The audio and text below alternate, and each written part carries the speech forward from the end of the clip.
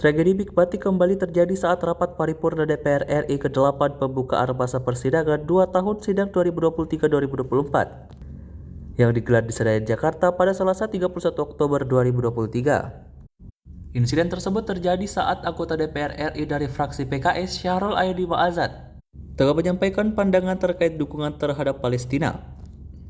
Terlihat saat itu Syahrul Aidi yang menggebu-gebu dalam menyampaikan interupsinya. Ia mendorong agar Indonesia dapat mendukung penuh Palestina dalam melawan Israel. Namun belum selesai menyampaikan aspirasinya, mic yang ia gunakan seketika tidak bersuara. Karena suasana sidang yang seketika tegang, sontak Ketua DPR RI Puan Maharani menjelaskan kalau mic yang digunakan Syahrul mati sendiri. Menurutnya mikrofon akan otomatis mati saat telah berbicara selama 5 menit. Insiden Big Bati tentunya sangat melekat dengan nama Puan Maharani. Pasalnya sudah kerap kali terjadi hal tersebut saat ia menjadi pimpinan sidang. Salah satunya ketika dia memimpin rapat pengesahan UU Cipta Kerja pada bulan Oktober 2020 lalu. Kala itu anggota DPR RI dari fraksi Demokrat Irwan Venko mengajukan sebuah interupsi tentang UU Cipta Kerja. Pada saat itulah tiba-tiba mikrofon Irwan dimatikan sehingga ia tidak bisa mengajukan interupsinya. Salam sejahtera untuk kita semua. Terima kasih kepada pimpinan yang terhormat atas waktu yang diberikan. Saya Dr. Syahrul Aidi Ma'azat LCMA, nomor anggota A418 fraksi PKS, Dapil Riau II, Ketua GKSB, Grup Kerjasama Bilateral Indonesia-Palestina.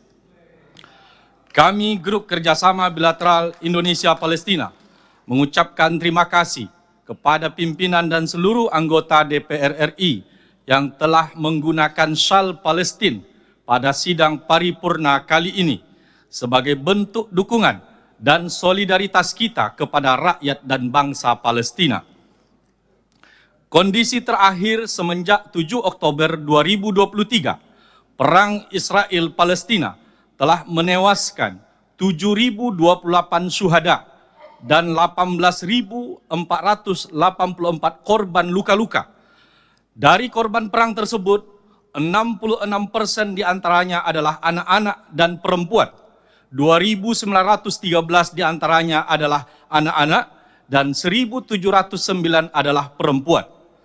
Pendudukan Israel telah membantai 731 keluarga, dan ratusan dari mereka masih ada di bawah, bahkan ribuan di bawah puing-puing reruntuhan yang tidak bisa mereka evakuasi karena keterbatasan alat. Palestina bukan saja kehilangan nyawa di bidang kesehatan, Palestina juga kehilangan banyak fasilitas kesehatan, yaitu 57 lembaga kesehatan rusak, 12 rumah sakit gagal beroperasi, termasuk rumah sakit yang dibangun oleh rakyat Indonesia.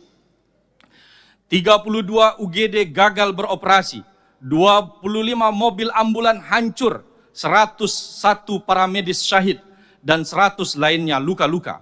Sehingga pemerintah Gaza mengumumkan sistem kesehatan Gaza hancur total.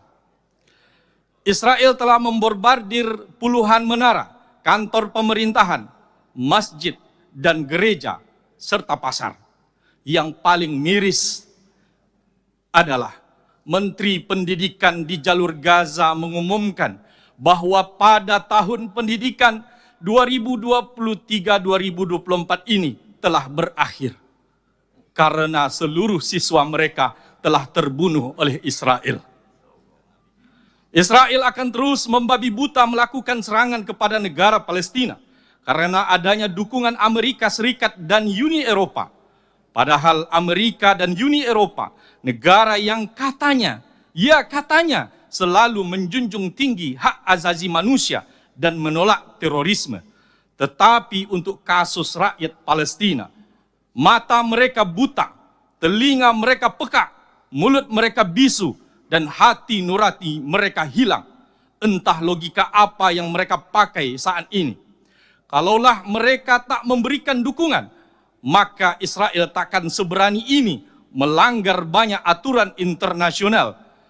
Berapa banyak resolusi-resolusi yang dikeluarkan oleh PBB, tak satu pun yang ditaati dan dipatuhi oleh Israel, dan tak ada hukuman terhadap pelanggaran Israel.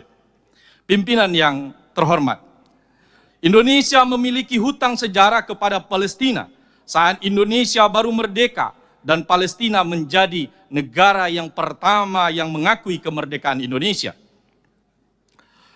Pembukaan Undang-Undang Dasar 1145 menyatakan bahwa penjajahan di atas dunia harus dihapuskan. Maka selama Palestina belum merdeka, maka salah satu tujuan bangsa Indonesia tidak akan pernah tercapai. Proklamator kemerdekaan Republik Indonesia, Presiden pertama, Insinyur Soekarno, selalu tegas untuk memberikan dukungan kepada Palestina dan menolak pengakuan terhadap negara Israel. Berdasarkan atas kondisi ini, Indonesia harus melakukan langkah strategis taktis. 1. Melakukan langkah strategis dalam upaya menghentikan dengan segera kejahatan kemanusiaan Israel kepada Palestina sebagai target jangka pendek dan terus mendorong kemerdekaan.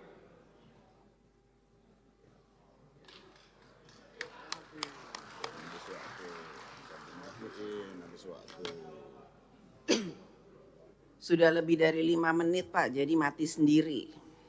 Sesuai dengan tata tertib. Selanjutnya Bapak Masinton Pasaribu. Ya, terima kasih pimpinan. Mohon izin saya berdiri. Assalamualaikum warahmatullahi wabarakatuh. Salam sejahtera untuk kita semua. Om Swastiastu, Namo Buddhaya. Pertama-tama saya menyampaikan salam solidaritas terhadap perjuangan rakyat Palestina dan solidaritas kemanusiaan. Dan solidaritas kepada saudara-saudara kita, masyarakat, rakyat di tanah. Download Tribun X sekarang, menghadirkan lokal menjadi Indonesia.